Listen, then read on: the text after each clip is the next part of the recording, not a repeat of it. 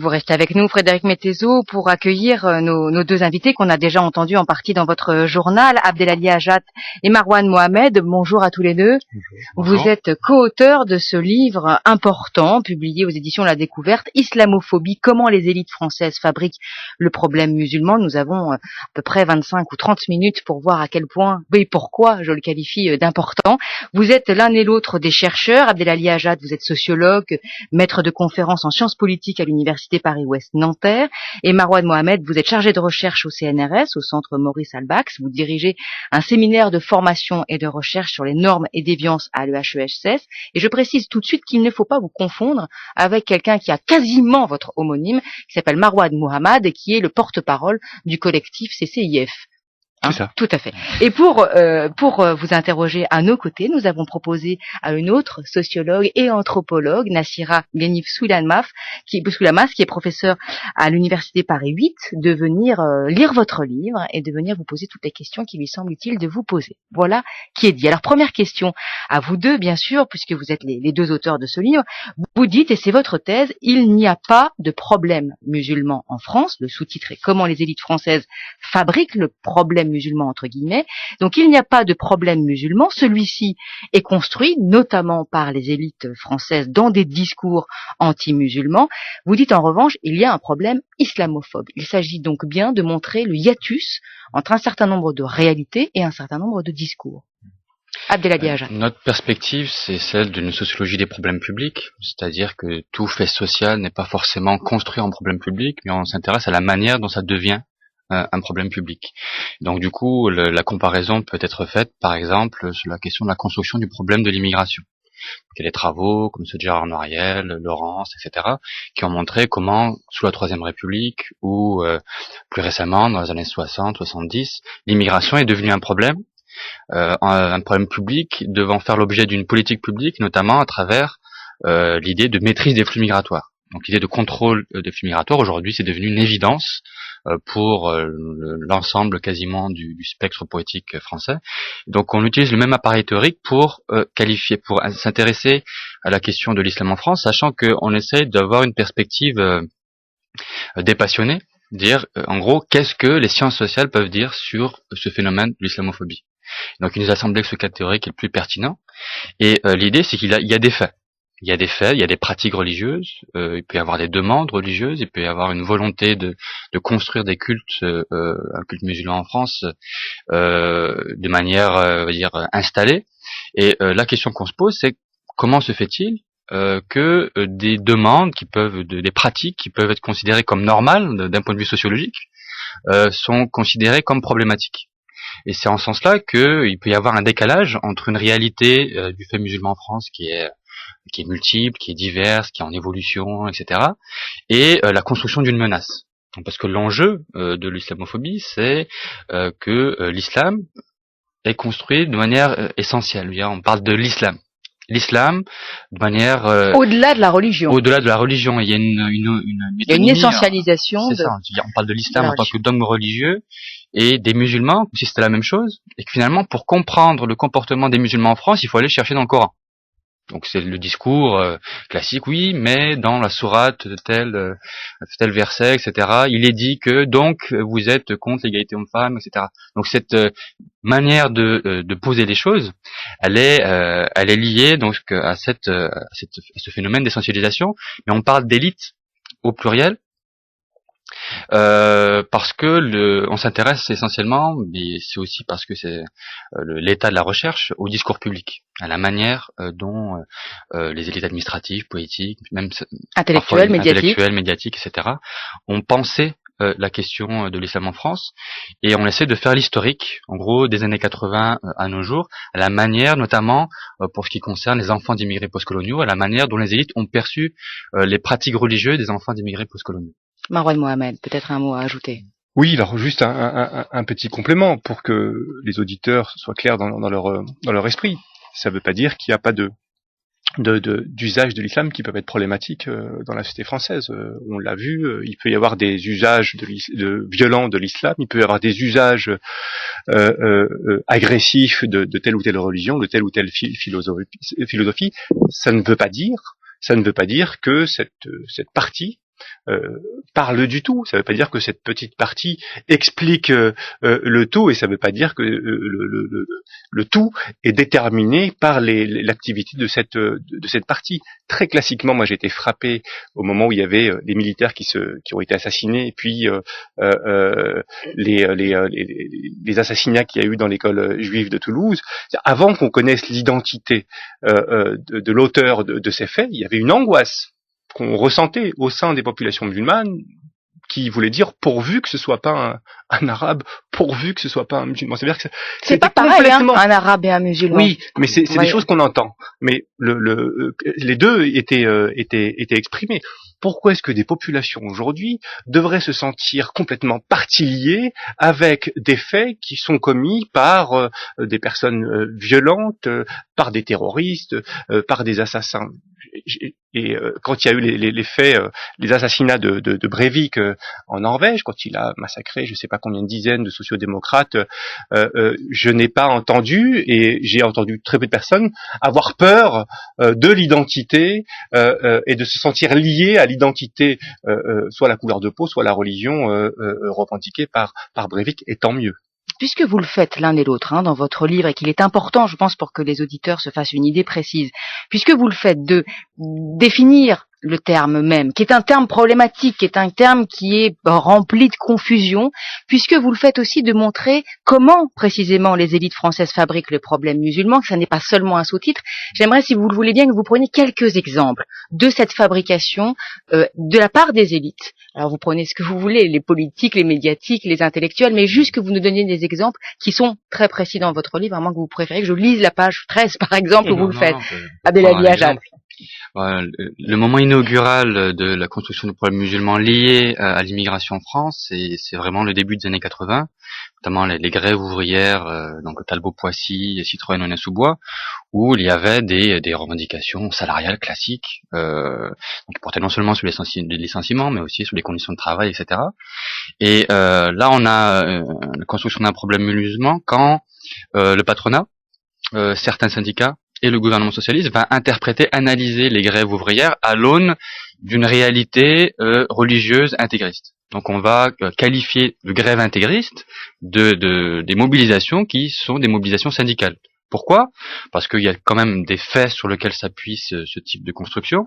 C'est le fait que à la fin des revendications, il y avait l'idée d'un lieu de culte dans l'usine. Donc c'est quelque chose qui était courant, qui posait pas de problème, puisque dès 76, à Renaud-Billancourt, il y avait un lieu de culte pour les musulmans. Donc c'est pas considéré comme un problème.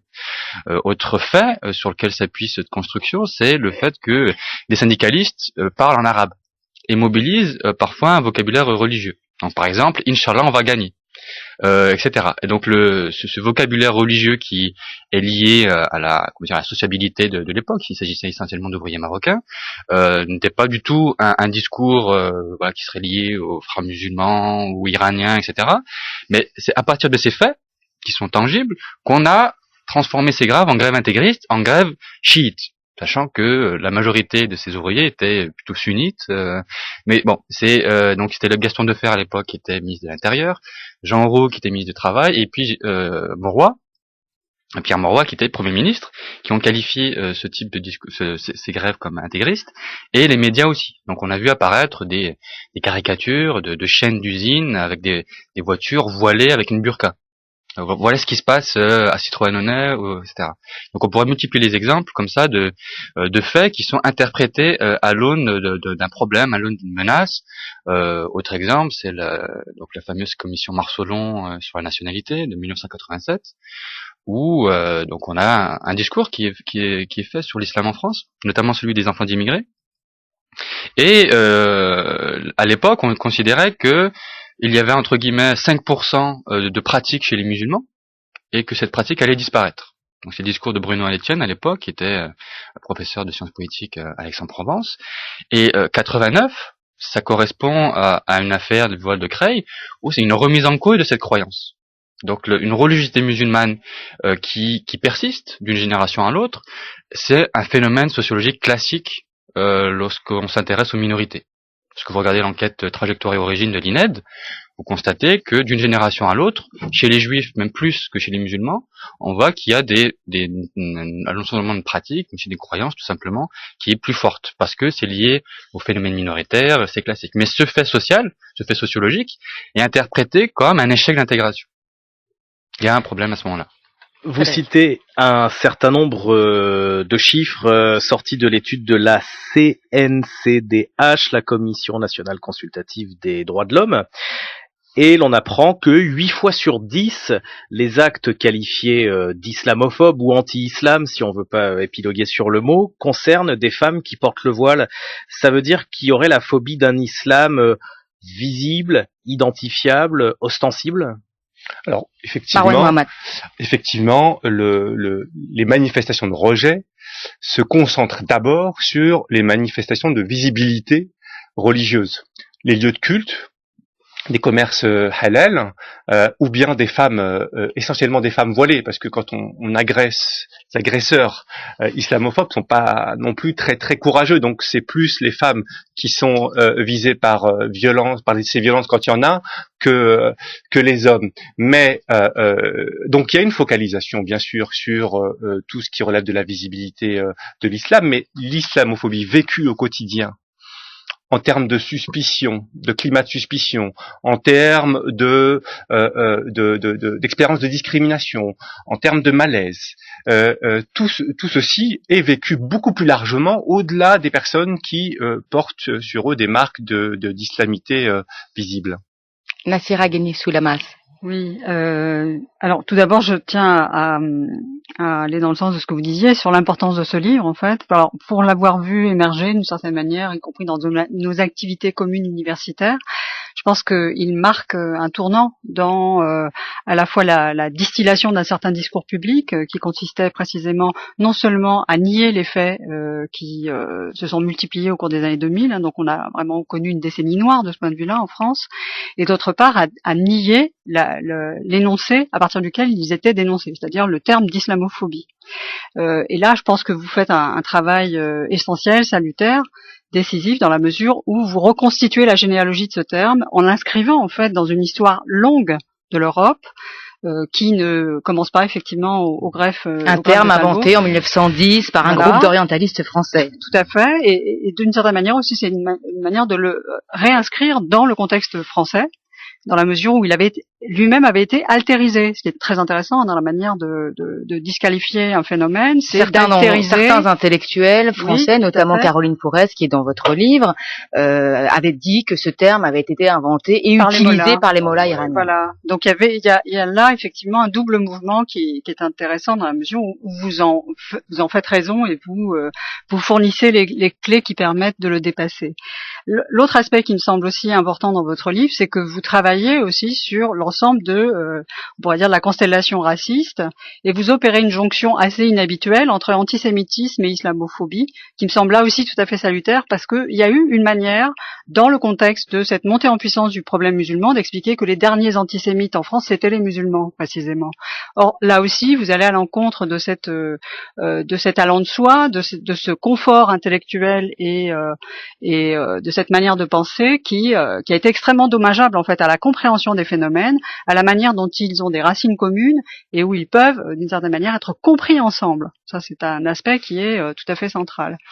Donc, mais ce que je voulais peut-être vous poser comme question, c'est quelle était votre intention en fait en vous attelant à ce travail qui est extrêmement fouillé, très méticuleux, qui ne fait l'économie d'aucune référence, avec notamment un recours à des travaux anglophones sur lesquels en général on jette la suspicion, pour des raisons sur lesquelles on ne reviendra pas, et des travaux hispanophones qui sont carrément traités par le mépris, inexistants dans la discussion, alors que ce sont il y a véritablement là une veine intellectuelle extrêmement féconde. Et en même temps, vous n'êtes pas pionnier, si je puis dire, puisque même, alors en France, on parlait des pays francophones ou hispanophones, en France, certains vous ont précédé, mais vous les citez, hein, vous citez Vincent Gesser, vous citez Raphaël Liogier, alors Raphaël Liogier c'est plus récent, puisque son mythe de l'islamisation date de cette année, ou de l'année dernière, mais voilà, vous n'êtes pas non plus pionnier, c'est pas le premier grand livre sur cette question, hein. Je pense qu'il a une vocation particulière qui est un tournant, de faire une somme. de faire une somme de tous les travaux existants et de peut-être sortir effectivement de la polémique pour fournir des clés de lecture qui ne soient pas simplement un arsenal moral. C'est peut-être Il y a ça une votre dimension ambition, politique. constituer un objet de savoir dans un contexte polémique et sortir de la polémique. Abdelali Haja. C'est ça l'enjeu, c'est un des objectifs de ce livre, c'est de dépassionner le débat et d'essayer d'avoir des clés d'interprétation à partir desquelles on peut vraiment avoir un véritable débat. Et donc, vous aurez remarqué que dès qu'il y a un débat là, sur la télévision, même à la radio, sur ces questions-là, il y a souvent des formes de disqualification personnelle, il y a souvent des attaques virulentes. Donc, impossibilité du débat. Je pense encore très récemment à un débat sur iTélé, à une tentative de débat sur iTélé où il y avait d'un côté Claude Askolovitch qui publie un livre dont on parle beaucoup en ce moment, qui va à peu près dans le même sens que vous, mais plutôt un livre de journaliste qu'un livre de sociologue, Nos mal-aimés sur les musulmans, face à Elisabeth Lévy. Il y avait deux autres invités qui ne pouvaient pas parler. C'était impossible de débattre. Donc c'est ça. Donc cette dimension hystérique, cette dimension passionnelle, on n'est pas les premiers à l'avoir souligné. Lorsqu'il y a eu l'affaire de 2003-2004, il y a eu plusieurs travaux, notamment le petit livre édité chez Amsterdam qui portait entre autres sur cette question. Donc en effet, on n'est pas pionnier. Du point de vue des recherches sur l'islamophobie, même dans l'utilisation du terme, puisque, donc, comme vous le rappeliez, Vincent Jasser avait publié La nouvelle islamophobie auparavant. Des journalistes comme Alain Grèche, à la fois universitaires journalistes comme Thomas Deltombe, etc., ont utilisé ce vocabulaire et avaient même ressorti la généalogie du terme islamophobie. Et donc l'ambition de ce livre, c'est véritablement de faire une synthèse des travaux anglophones, hispanophones. Malheureusement, on maîtrise pas l'allemand, donc du coup, il y a cette dimension-là qui disparaît du livre, et française, sachant que le point de départ en fait du livre, et c'est aussi du séminaire qu'on organise à l'EHESS, c'est qu'il n'existait pas d'espace dans le champ universitaire pour pouvoir discuter de cette question-là, un espace collectif. Donc le séminaire a commencé en 2011 et on a invité des gens qui ont déjà travaillé là-dessus, donc Nassira Guinif, Françoise Lorserie, etc. Et au fur et à mesure, on s'est rendu compte que, donc avec les lectures, avec les discussions, avec les participants, les intervenants du séminaire, qu'il y avait matière à un livre, et donc c'est en ce sens-là que ça nous a paru pertinent. Et autre élément aussi qui a justifié le séminaire et le livre, c'est le décalage entre la profusion d'articles et de livres dans le monde anglophone et la faiblesse de la réflexion en France. C'est lorsque vous faites des systèmes d'alerte dans des revues académiques, en Grande-Bretagne ou aux États-Unis, tous les mois, il y a une dizaine d'articles qui portent sur cette question-là. Donc c'était aussi ça, de présenter un peu l'état de la recherche dans le monde anglophone au public français pour essayer d'avancer.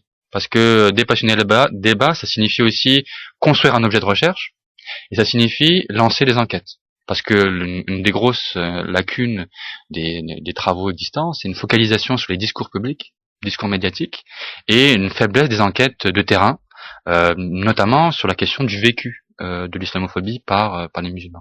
Marouane Mohamed, est-ce que malgré tout, cette ambition, qui est une ambition sociologique, scientifique, et cette ambition de dépassionner le débat, ne risque pas de se heurter à sa limite politique, dans la mesure où quand même dans votre livre, vous dites que l'islamophobie, c'est une nouvelle forme de racisme. Vous dites c'est un des avatars du refus de l'égalité, en d'autres termes le rejet de la part musulmane de la société française aujourd'hui, que du coup on pourrait presque penser que vous êtes vous-même victime du renversement, c'est-à-dire que vous-même, en dénonçant la part essentialiste de l'islamophobie, vous accréditez comme telle la thèse d'une essentialisation, puisque vous-même vous faites comme si le racisme anti-arabe des années 80, enfin de l'histoire française, pas des années 80, mais je pense à la marche anti-beurre, s'était transformé en un racisme anti-musulman, niant d'une certaine façon sa part arabe, c'est-à-dire la question raciale,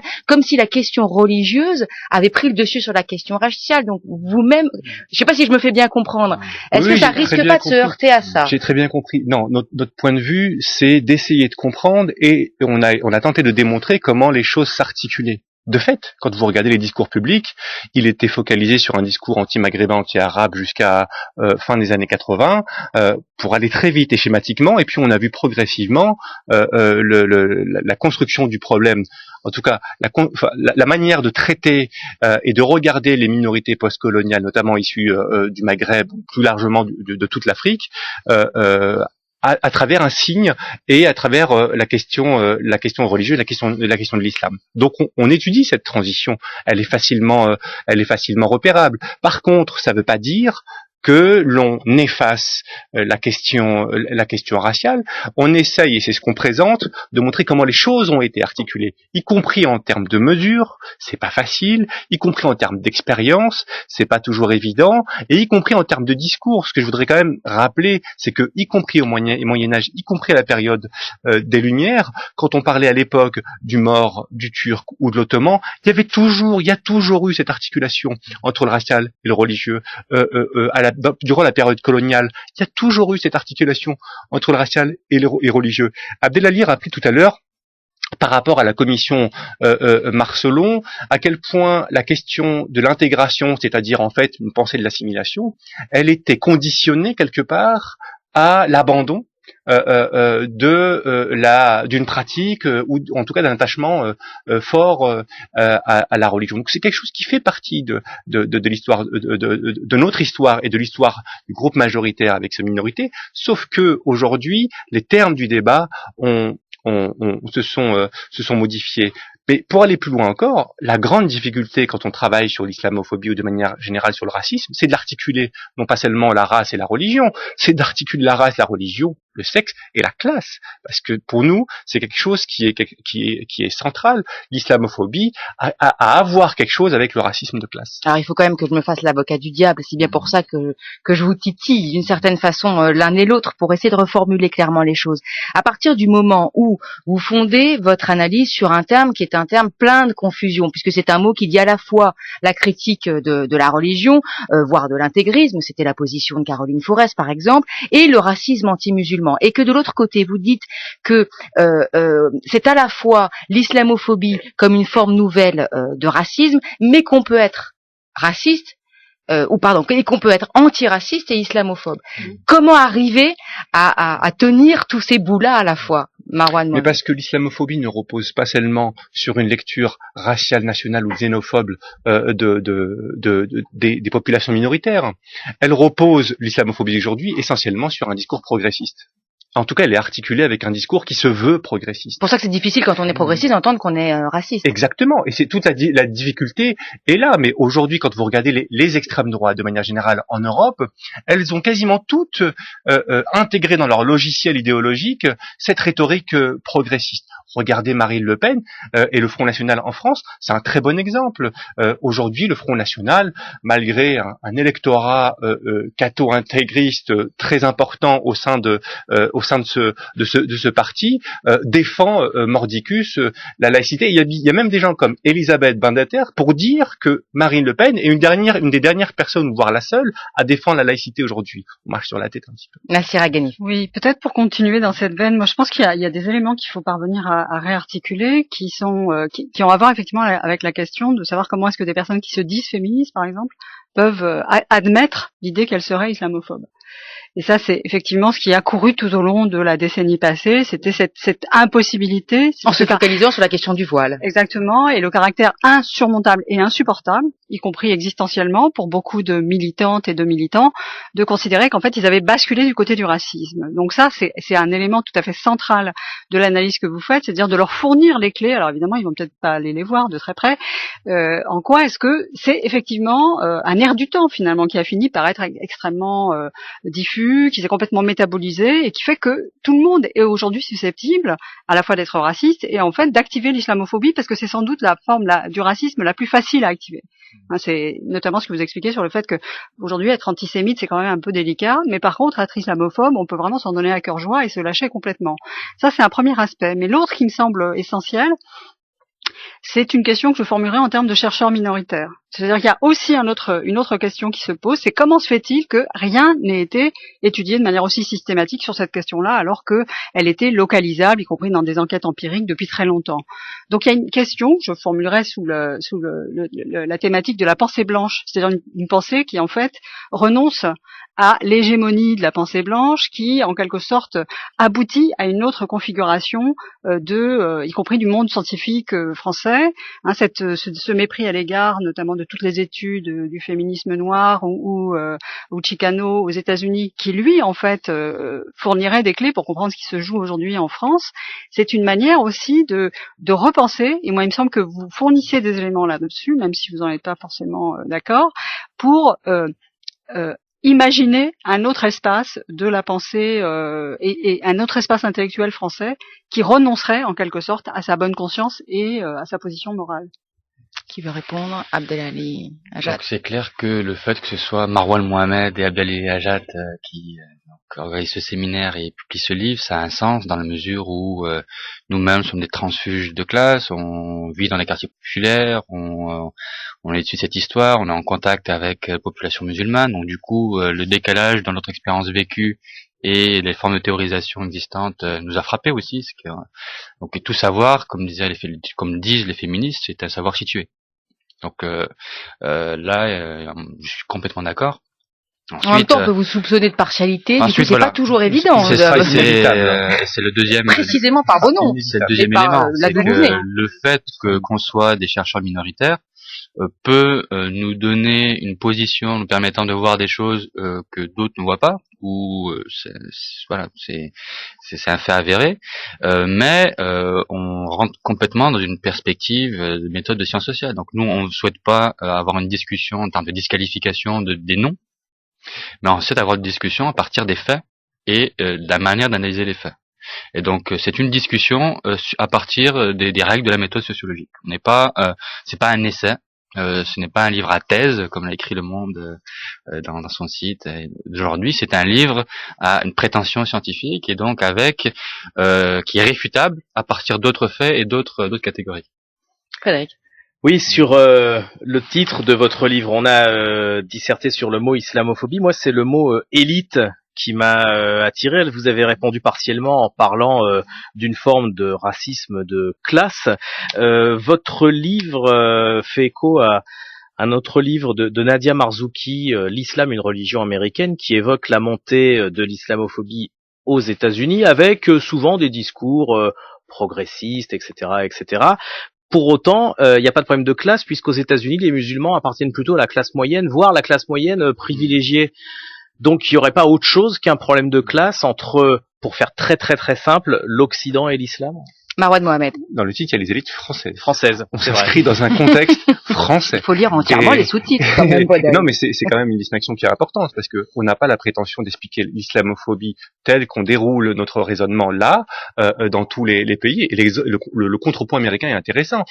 Alors pour rester sur la France, oui, pour rester sur la France, pardon, dans ce cas, pour vous, ça vient d'abord d'en haut. Le mal vient d'en haut? Il nous semble, ce qu'on dit dans l'introduction, c'est que le cadre d'analyse qui est proposé par Norbert Elias, la relation entre établis et marginaux, peut s'appliquer très bien pour ce qui concerne les musulmans en France, qui sont majoritairement membres des classes populaires. Donc l'idée, c'est que plus des marginaux s'élèvent socialement, plus ils commencent à concurrencer les places des majoritaires. Et c'est à ce moment-là que il appelle ça le ressentiment dans son livre, donc Norbert Elias par lui-même, que les formes de rejet sont les plus fortes. Il dit que c'est quand les subalternes restent leur position subalterne, chacun à sa place, il n'y a pas de problème. Il y a un problème dès lors qu'il y a des formes de concurrence dans des positions rares. Et en l'occurrence, la société française est marquée par la position d'immigration postcoloniale de la société française est marquée par un double phénomène. C'est-à-dire qu'il y a d'un côté des formes soit de reproduction de la classe populaire, soit des formes de déclassement, donc on passe d'ouvriers à précaires, dans tout le mouvement de précariat. Mais il y a aussi un mouvement d'ascension sociale chez une partie des minorités des enfants d'immigrés postcoloniaux qui concurrencent les majoritaires. Et c'est en ce sens-là que nous on interprète cette forme d'hostilité quasiment viscérale. C'est que bon, pour dire les choses rapidement, c'est une lutte des places. C'est aussi ça qui est en jeu dans des formes de rejet et par rapport à d'autres contextes historiques. Donc on propose une définition qui est assez savante de l'islamophobie, qui a prétention à pouvoir s'appliquer à d'autres domaines, mais on souligne aussi que la spécificité du contexte français, c'est que donc les caractéristiques des minorités musulmanes en France, ce sont des gens issus des classes populaires, et l'enjeu central, à la fois pour l'islamophobie mais comme pour l'antisémitisme, c'est la question de ce qu'on appelle la légitimité présentielle. C'est-à-dire qu'on n'est pas dans un discours très très vague sur la religion, etc. L'enjeu, c'est est-ce qu'on va expulser, est-ce qu'on va exclure. On se pose pas la question lorsqu'il y a des intégristes catholiques qui font des prières dans les rues, qui investissent les rues, qui a des discours homophobes, etc. On va pas se demander est-ce qu'on va les expulser. En même temps, souvent les athées qui critiquent le catholicisme sont présentés comme des progressistes, alors que justement les athées qui critiquent l'islam sont vite considérés comme des islamophobes. On revient à cette question qui est compliquée, Marouad Mohamed. Mais sur ça, il faudrait pas qu'il y ait d'ambiguïté. Notre définition exclut toute critique argumentée, raisonnée, parce qu'une critique, si elle n'est pas argumentée, c'est pas une critique, des dogmes. Je veux dire, la question n'est pas là. La question, c'est le processus de réduction de l'autre à une essence religieuse, c'est un traitement qui est différentiel, c'est la relation établie marginaux, et c'est les enjeux de légitimité qui sont centraux de notre point de vue. Mais je voudrais quand même souligner que il faut bien distinguer le mot et l'usage du mot. Et c'est quelque chose qui est fondamental. Et c'est ce que vous faites beaucoup. Et c'est quelque chose vraiment qui est important. Il y aura toujours des personnes pour instrumentaliser à telle ou telle fin un terme pour avec des finalités politiques qui sont pas acceptables. Pascal Boniface et Edgar Morin ont été traités d'antisémites parce qu'ils avaient critiqué la politique israélienne. Est-ce qu'on va se débarrasser du mot antisémitisme? Bien sûr que non, malgré toutes ses limites. Avec le terme d'islamophobie, il a ses propres limites. Il est instrumentalisable, mais ça ne veut pas dire qu'il n'a pas de sens.